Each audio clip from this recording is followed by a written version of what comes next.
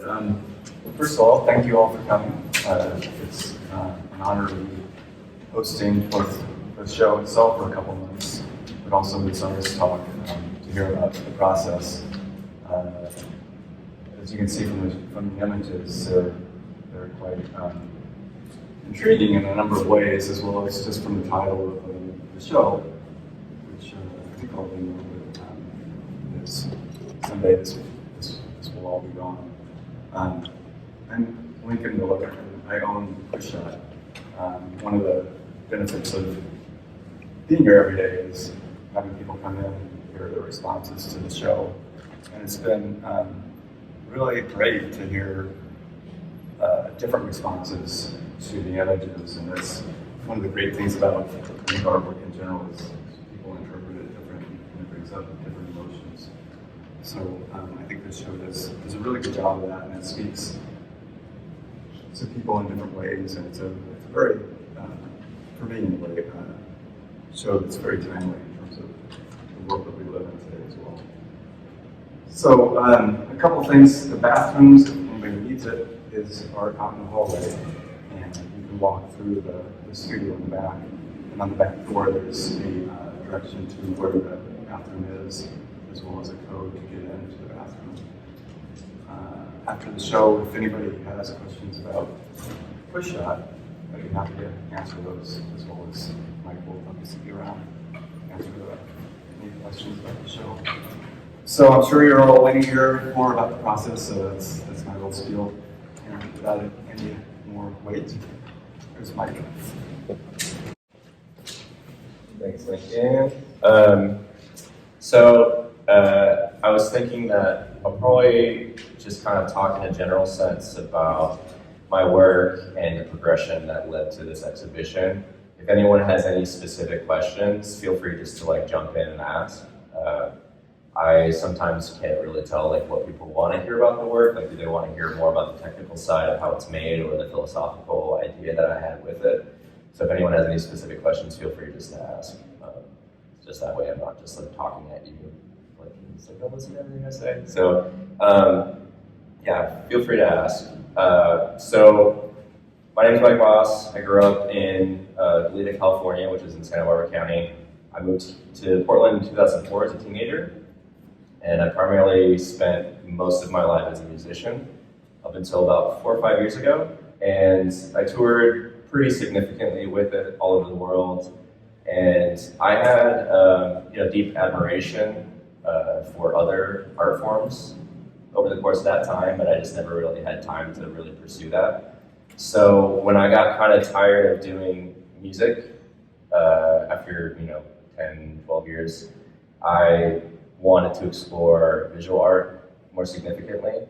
And so I created this kind of multimedia project at the time that was a combination of music and imagery and kind of soundscapes and performance. And it was this kind of multimedia project that I had recorded and released music with and performed with live.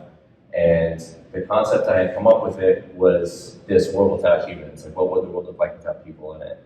And it wasn't about a specific natural disaster or human-made catastrophe or anything like that. It was just about what would the world look like? How would plants regrow? How would wildlife come back?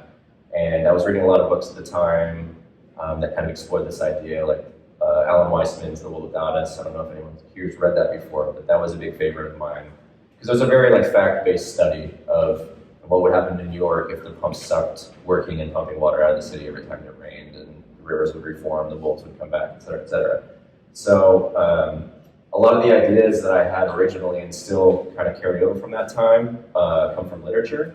So not just nonfiction, but also fiction as well. So concepts like magical realism and alternate history and subtle horror.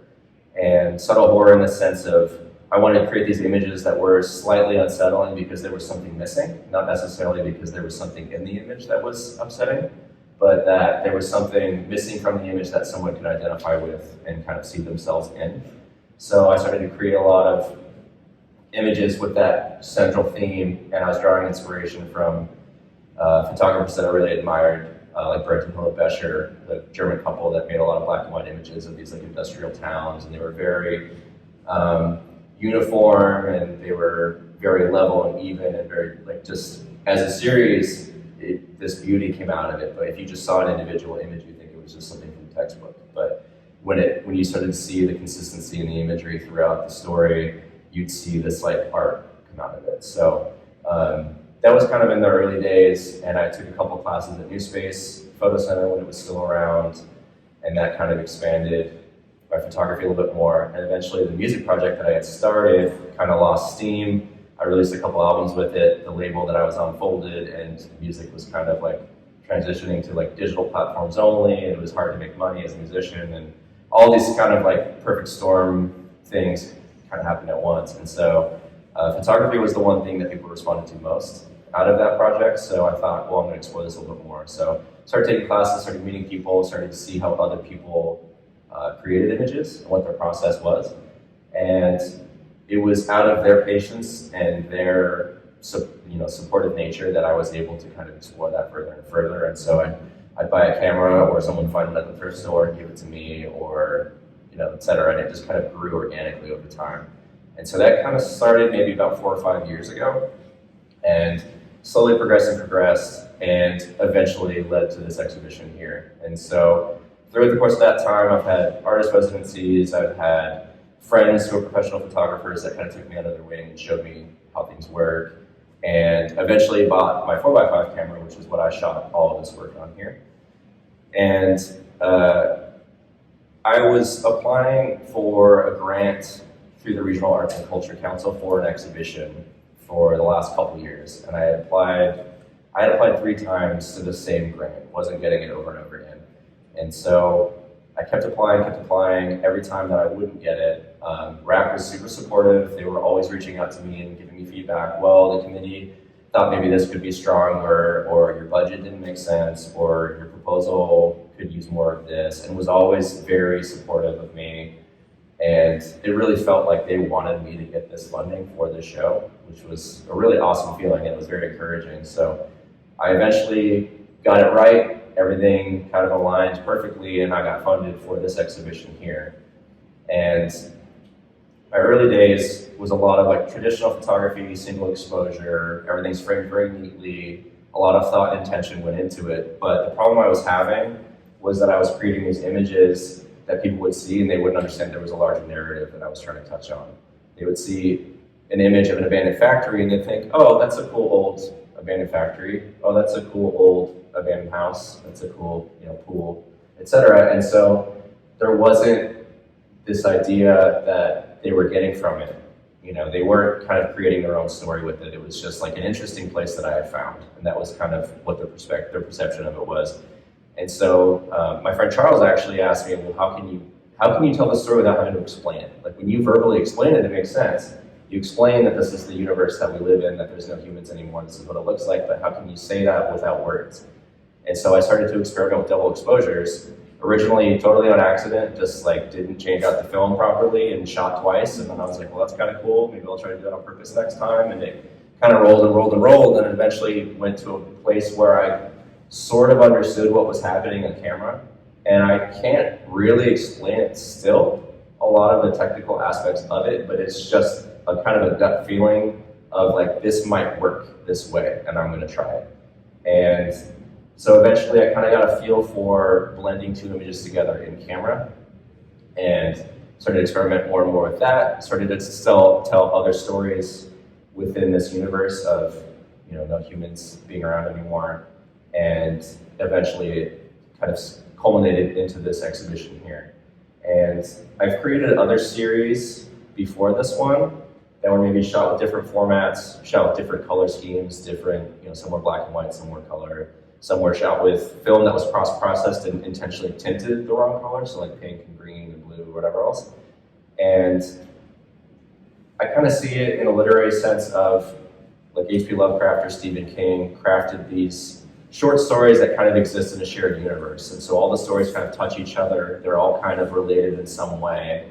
And so I think of that with my photography, and all the series that I've made in the past, that all of these sets of images that I had shot although they look very different, and maybe someone would even think a different photographer shot this other series that I had made, it's all part of the same series. It just focuses on different facets of that. And so this one focuses specifically on the regrowth of wildlife and kind of this like desolation, but this like hopeful desolation in the landscape, and this reclamation of the industrial world.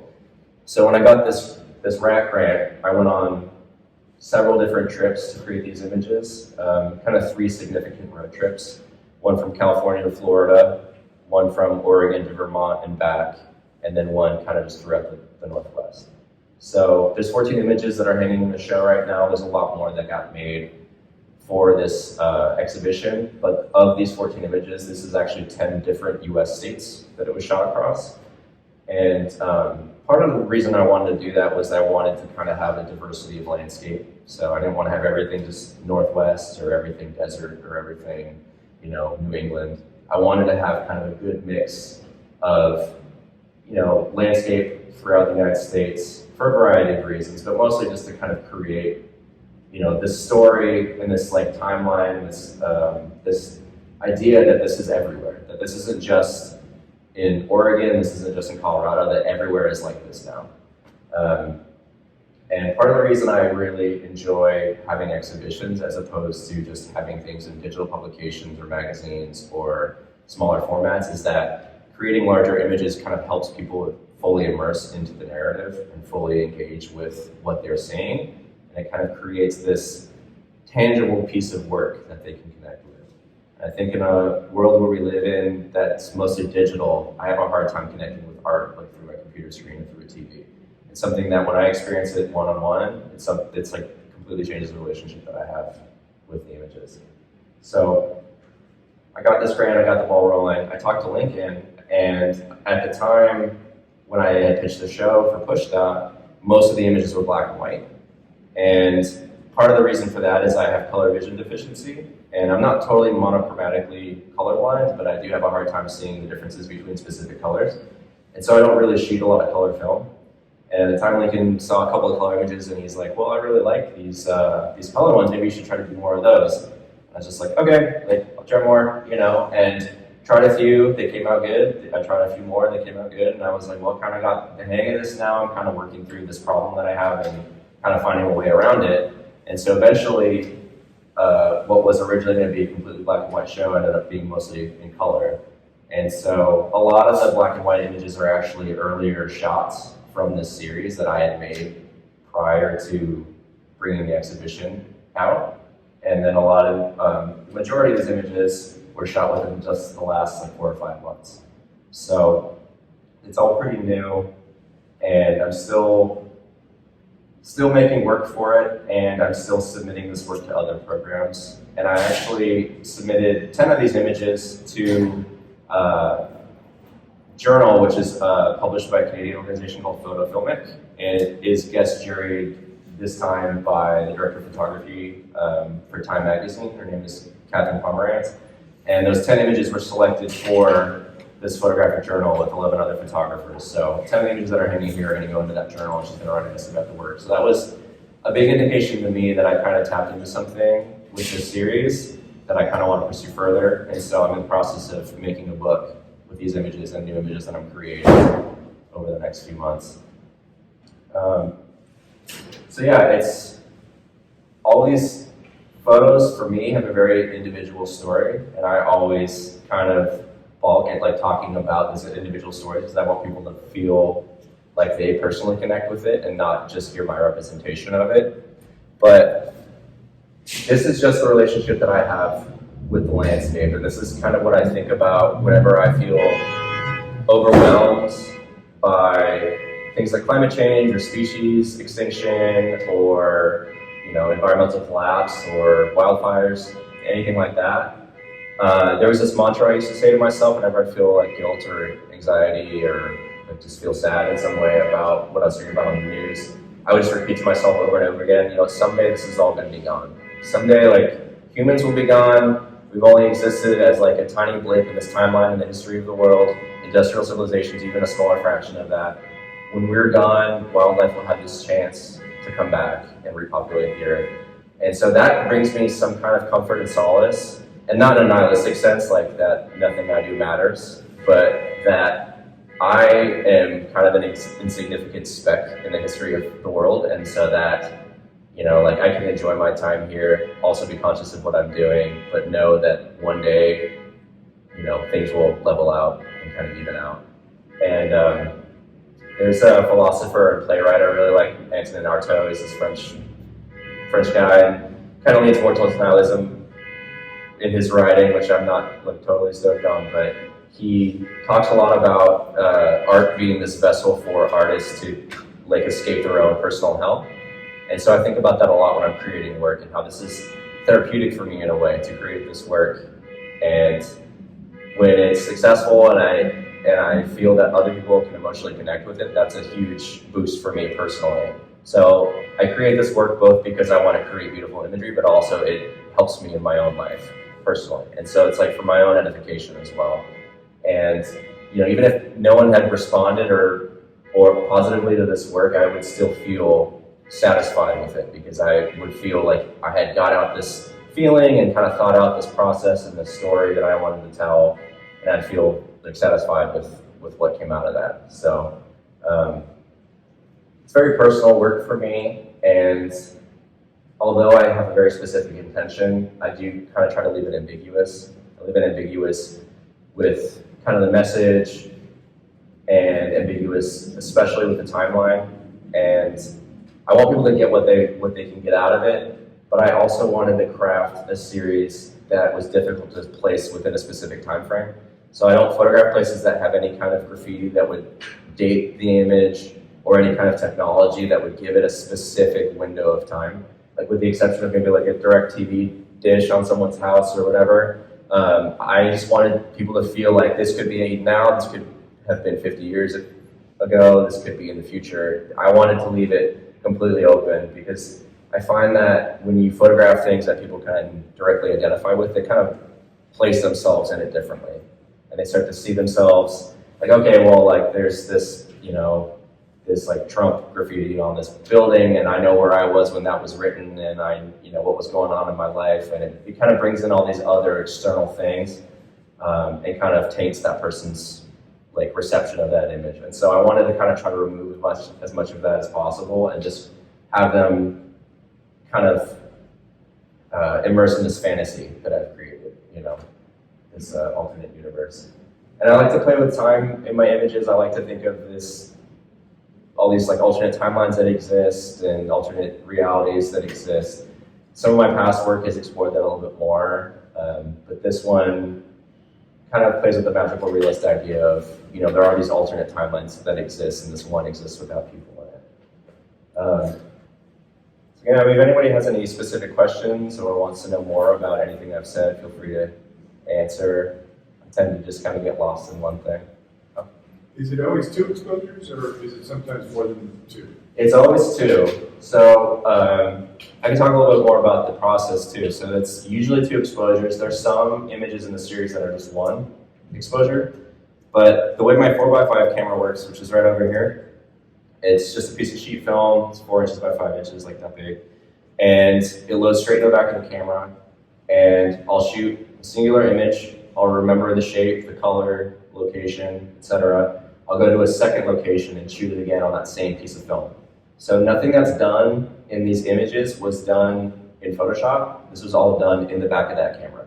So the single piece of film comes back, you know, I scan it or print it, and it's these 2 images that have kind of melded together. And I don't know what it's going to look like when I shoot it, and I kind of just have a general sense of the shape and the color, etc., and I have all these other considerations to keep in mind. And when it comes out, it's almost like someone else made this image. It doesn't feel like something that I made. Like I send it off, I get it back, and I'm just super excited. I'm like ripping the box open and like holding the negative up to see what it looks like, and I can't wait to get to the studio to scan it. And so, you know, it really feels like I have a relationship with the landscape I'm shooting, but it also starts to feel like this isn't what I've made, but it's just something that kind of was created while I was there. You know, it doesn't feel like something that I've intentionally made, because I've shot images where I shoot it and it comes back and I was like, yep, that's exactly what that place looks like Like that's just that house that I went to, and it just feels very real, you know. And when I shoot this way and kind of shoot blind like this, and it comes back, it transforms the landscape, and it becomes a completely different experience for me. So everything's done in the camera. The camera is actually a really important part of the story for me because it's all manual and it runs on its own power. So it doesn't take batteries or any kind of external power source. And to me, that's interesting because it can exist and it can function outside of industrial civilization. So it can function without power. We probably can't develop film or get film for it without that. But you know, simple machines like that can run on their own really amaze me. And that camera body is about 100 years old. It's made in 1916. And then the lens board's more recent than that, like maybe the 60s or 70s, I'm not totally sure. But it's lasted that long and it still functions and it can still create all these images. And that is amazing to me that something that simple but so geniusly made can make these images that can be printed so large and have so much crispness and have so much detail in them. So that to me is an important part of the story, the method as much as the final image that I create. Are the locations generally adjacent or are you able to preserve the plates in between and kind of switch back and forth? Yeah, so I can save the film in the holder and then take it to another location. There are a couple times I've done that. I'm not totally sure how long I can wait, so I'm always trying to shoot it right away. Part of the reason I shoot it right away is because I want to kind of get the local flora and fauna into the image. So I want, you know, this cooling tower, I wanted to shoot the cooling tower, but I also wanted to shoot a tree that's indicative of that area. And so I went and found like, you know, a field not too far away and I shot the field. But there are occasions when I've waited longer. So for those that don't know about the 4x5 camera, there are these separate trays that hold the film and they slide into the back. So when you close the slide, you can actually save that image and then take it somewhere else and shoot it again. Unlike a roll camera where you have to shoot it right away. So you're rolling through the film, you have to shoot one image and then shoot the other one right away and then roll through. This one you can actually wait. So an example of that is this one here with the house. The house is actually shot in Texas, but the cave mouth is in Carlsbad Caverns in New Mexico. So I went down into the cave in New Mexico. I didn't know if any of the images were going to turn out because it's pitch black in there. And so I brought my camera down on the tripod. There's a million people there. They're all taking photos. They're all like, "Ooh, camera, like check it out." And they're like, kids are like touching it and stuff. And I'm just like trying to be patient. I'm just like, "Yeah, totally." And this is pitch black. Like I can't see anything. So I'm just like having to wait till there's no like shapes going past me and then trying to shoot. And since it's pitch black in there and there's like very little like limited lighting, it's like a lot of the times you have to let the lens stay open for like 30 seconds at a time. So you have to see people on the path, like, okay, I think that's 30 seconds away, I can shoot it. And so I shot a bunch of just cave formations, and I have just a bunch of single exposures of the cave formations. And so shot a bunch of them, didn't really intend to use them for the series, I just thought it would be interesting to have. And then I took a bunch of them on the trip with me. I shot this one at this house, and I remember the general shape of the cave formation, and I remember, you know, I kind of tried to sync it up with the house, and with the double exposures, the black spots or the darker spots in one of the images means that the other image will pop out a little bit more. So I tried to line it up so where the cave formations kind of lined up with the windows and the door, and I underexposed it so it was a little bit darker, so that way the cave would pop out a little bit more. It was actually a pretty dark day that day. The house was out in the middle of nowhere in Texas, like up near the Oklahoma border. And there was a tornado warning that day, and I didn't think anything of it because like there's always warnings for that kind of thing, and like, you know, people are just like, oh, just be safe, whatever. So I took a shot of that house, and then a couple hours later, I was up at a rest stop, and I actually woke up to the tornado going over me. It formed but didn't touch down, and it formed at the rest stop. And the car, I was traveling in a Mini Cooper at the time, and the car was like lifting up from the tornado. And I just like ran barefoot like into the shelter at the rest stop, and like the whole town, it's like this tiny little town, they're all in there together. And so I came back out, and like, it was like at 2 a.m, so it's like pitch black, it was terrifying. And the window was only cracked like that much. So it was super hot when I went to sleep, like 100 degrees. I went to sleep, like 2 hours later, woke up, and it was like freezing cold, like hail was hitting the car, and the car was lifting up. Ran inside, and then even with that little crack in the window, I came back, and there was so much rain in the car that I had all of my bags of film just completely full of water, just like floating in water. And I was just like, oh man, I'm effed. Like this is all ruined. Like there's no way I'm ever gonna save any of this. Thankfully, nothing actually got ruined from it. Everything somehow survived, but that was one of the images that survived that. So I don't know how they didn't get soaked in water and get ruined, but it ended up fine. Yeah, so like I said, there's like storage behind all of these images that I shot, and that one was a pretty crazy one. And the one in the back right corner, there's back 4. There's another one over there, you can't really see from here, but again, there's another cave system from Carlsbad Caverns, and then there's like a little archway, and it's from an abandoned mini golf course in Florida. So I shot that in New Mexico, and then like 4 days later, I was in Florida, and I shot some mini golf course. So that's a long answer to your question, but yeah, you can save them for other images. So you have like a whole set of film packs, and you shoot single exposure, you have a whole set of those. Mm-hmm. And now, over time, you're sort of comparing or composing, looking for potential matches to things you shot, and that's sort of the process. Yeah. Of like long-term creative sort of composition. Yeah, totally. So I have a system that works out in my head, and I've tried to keep notes of like what holders I've shot, what shape, what location, but it gets really complicated and it's easy to lose track and shoot it wrong. So I have a system in the bag that I shoot. It's like just like an old Whole Foods bag that's insulated, and I'll have my film laid out specific ways or patterns, and that way I'll remember it, I'll see it, and then I think, okay, these are like the square shapes that I've shot already that need to get shot. These are the ones from Texas, these are the ones, et cetera, et cetera. So I'll have a whole system in place in my head. But again, if I try to write it down, it'll get too muddled and too confusing.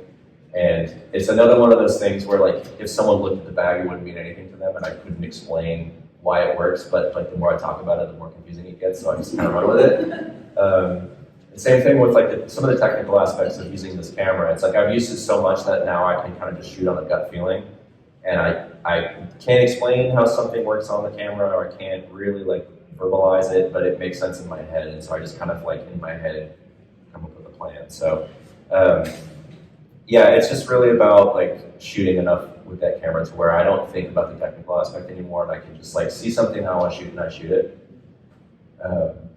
It also brings up another interesting point that I wanted to make earlier, is that sometimes I think of something as a location-based shoot. So like I knew that this cooling tower existed, I knew that this facility existed, and I wanted to go there.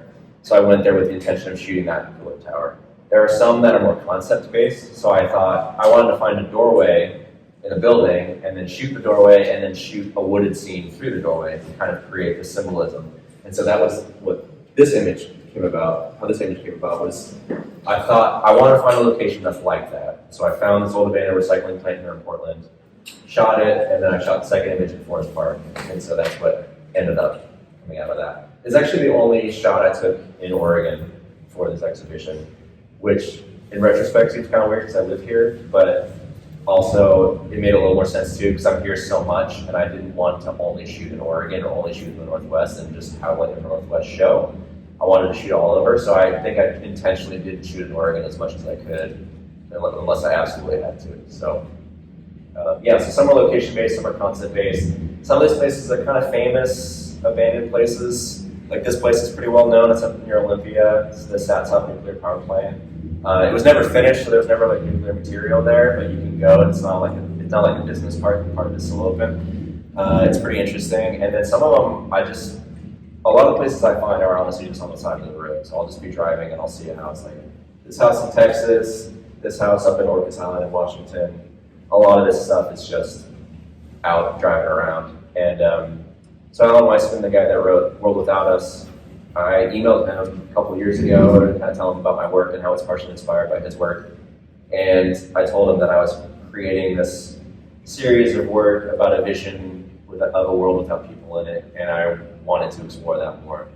And I kind of wanted to create this fictional narrative of that. And he wrote back, you don't actually have to imagine that happening. Like that already exists. Like that's already out in the world. Like I've been in those places. There's already places where people like have left and haven't come back, and nature has already reclaimed it. Like you just have to go out and find it. And I was like, damn, you're right. I should go find it. And so I just kind of started wandering. Like I'll book a trip somewhere, and then I'll just like take the long way to get there, and then I'll eventually find these places. like the trip to Florida I took with the tornado.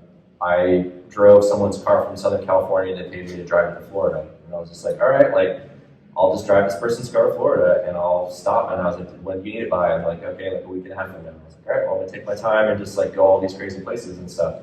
And so it's like a little Mini Cooper and I slept in it for a week, you know, and it was fun. It was like one of the best trips of my life. It was amazing.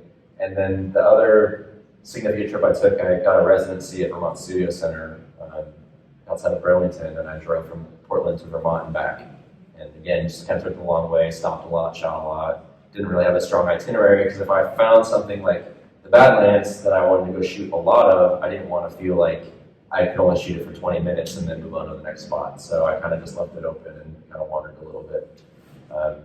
And that comes from my touring days as a musician too. Like I just love to travel and drive around and see new things. And so, you know, I'd be talking to people back home and they'd be like, what'd you do today? I was like, well, I drove for 15 hours and stopped and shot this and like ate crackers for lunch and whatever. And they're like, oh, it sounds miserable. I was like, that's like what I want to do with my life. Just want to drive across the country. But so it kind of brings up this feeling for me too that a lot of my creative pursuits just come about very organically, and it kind of just plays into things that I'm already interested in. So I already like traveling. I already had a love for photography. Kind of obsessed with this idea of a post-human world, and so it kind of culminates into the work that I create now. And you know, it's the same with writers, like write what you know. I feel like that's the same with art. Just kind of create something that you know, like something you're familiar with, something you can talk about and explain. So, any other questions about the work? Yeah, there was a book of Sheldrake who wrote The Presence and the Past. I have not. It's very interesting in that view. What you're doing is the presence of the future Gotcha. in the present. Yeah. Presence of the future in the present. Yeah. So it's kind of an interesting take on what Sheldrake maintains as resonance from past Oh, I see. places Yeah. in the current time. Gotcha. That does sound really interesting. I It would love is to read that. It Yeah. is interesting, but how you flip it. Yeah. I'm not sure if you came in a little bit late. I'm not sure if you heard, but I was saying that I like to kind of keep my imagery timeless. So it's shot with an old camera, and there's nothing in it that could place it within a specific window of time. So it could be the past, it could be the future, it could be Is that now. the camera? Yeah, this is the camera here. So yeah, time's interesting to me. I also had another series that debuted at Land Gallery down in Mississippi called A Notion of Color, Perception of Time. And it is kind of about the relation of the way that people perceive color and how that relates to different timelines. And so with that one, I specifically was kind of imagining these alternate timelines that run parallel to our own and kind of creating these windows to view through. And so I was cross-processing film to tint it a different color, or I was photographing into a window with a reflection and it would create kind of a disorienting effect.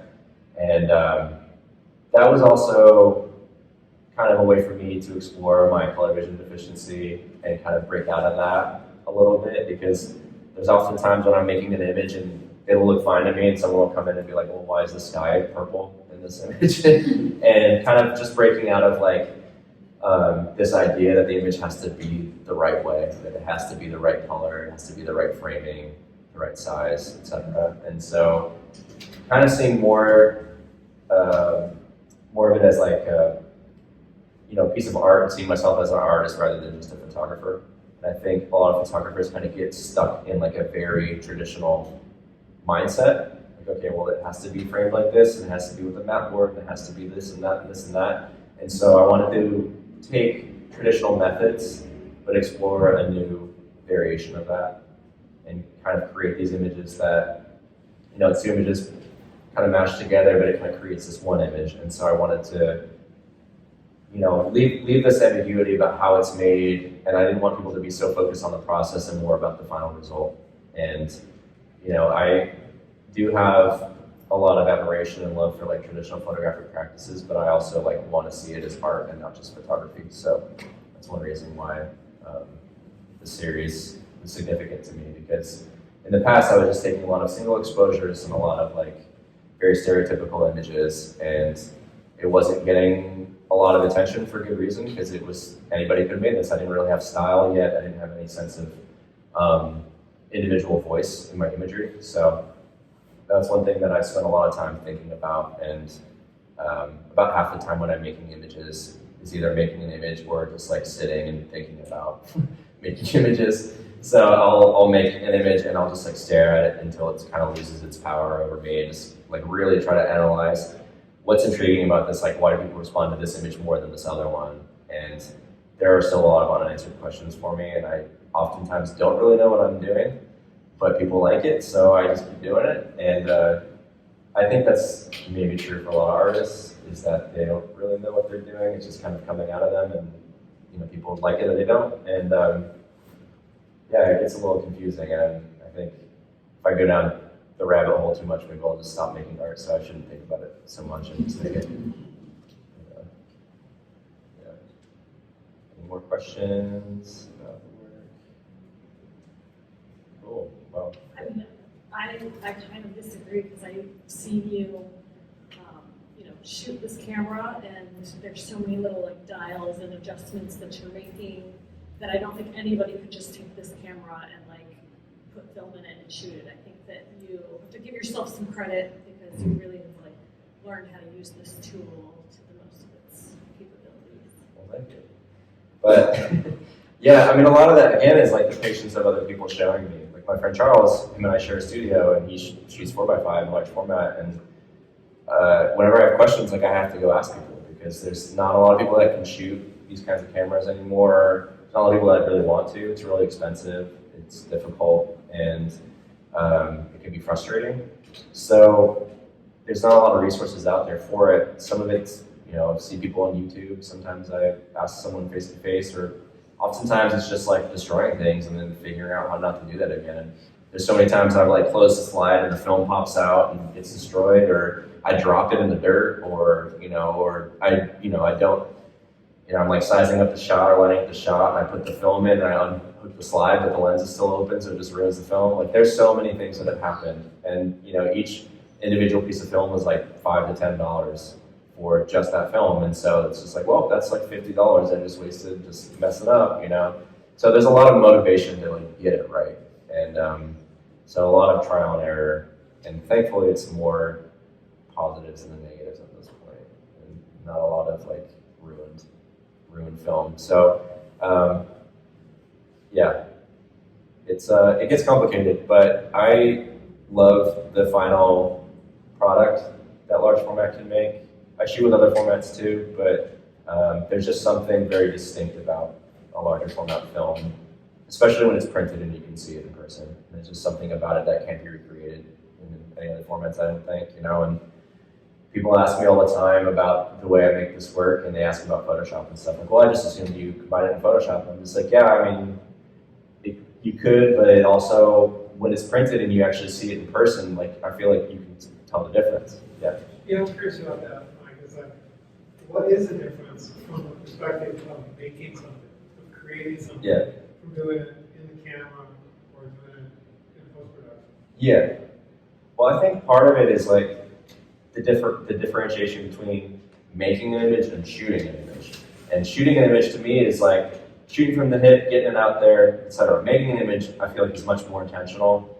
And I think creating the image in camera with the two different exposures, two different locations, it forces me to have a relationship with the landscape.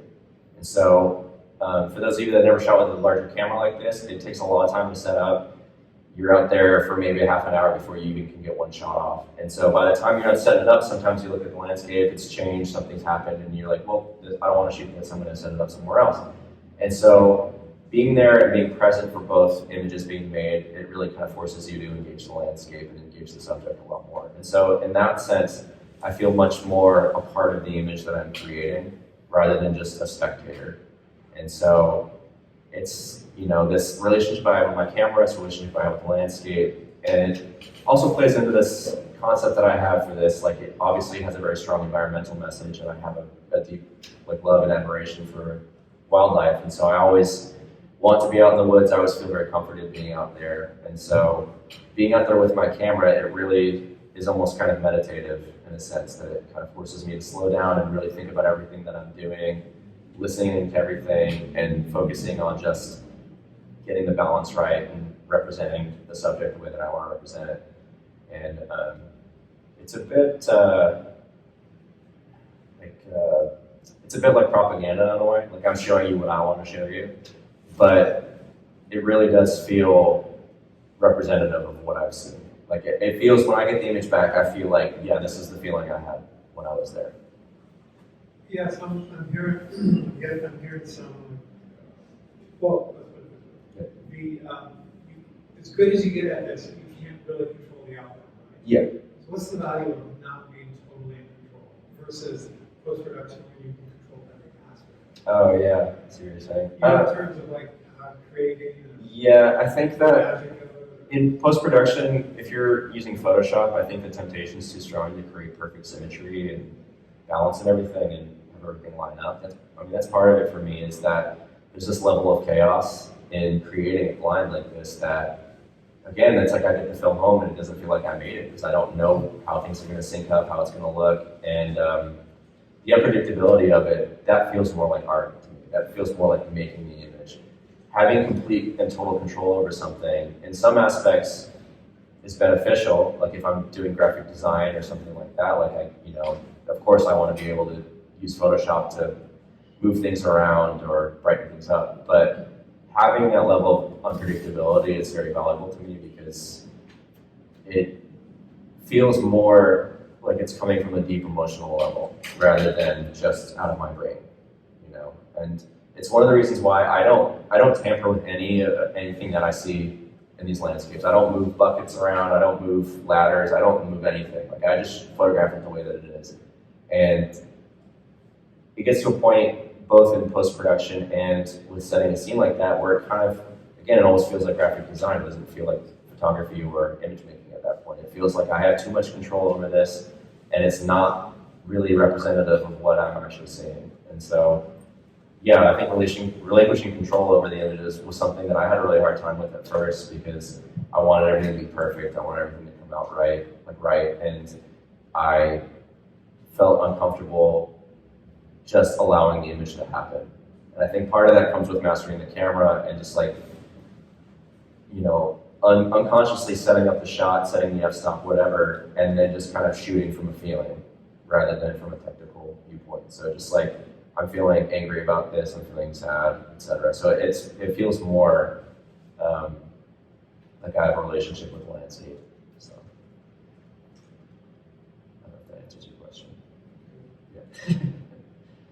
Cool. Any more questions for anybody? All right, well, I want to thank Lincoln for coming in on a Sunday and opening up his business so we all could be here to do the work. I know that coming in during the week is sometimes difficult for folks because we all work jobs probably. So thank you to Lincoln and Pushdot for hosting this exhibition. They've been super helpful. They've been really awesome about getting it printed and getting it hung on the walls.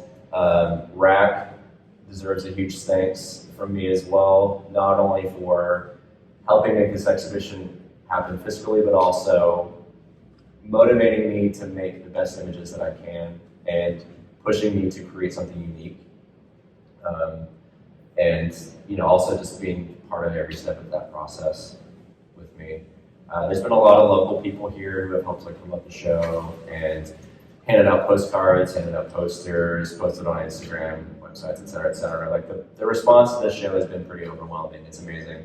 I feel very grateful for that. And it just says to me that this work kind of speaks to people on an emotional level. It's not just like a pretty picture that they're seeing. People come in and they actually can identify with what they're viewing. And I just want to create work that provokes some kind of response from somebody, whether that is a happy feeling or a level of discomfort from the kind of maybe grim subject matter in the image or whatever. I feel, to me, art that's worth seeing is art that provokes some kind of response from me. So I'm glad that this has kind of resonated with a lot of people around town and that a lot of people have come out and viewed this. And I've had people from art backgrounds, I've had people from environmental sciences backgrounds come out, and it's been a pretty amazing response. So by far the best exhibition I've had yet, and I really look forward to making more of this work.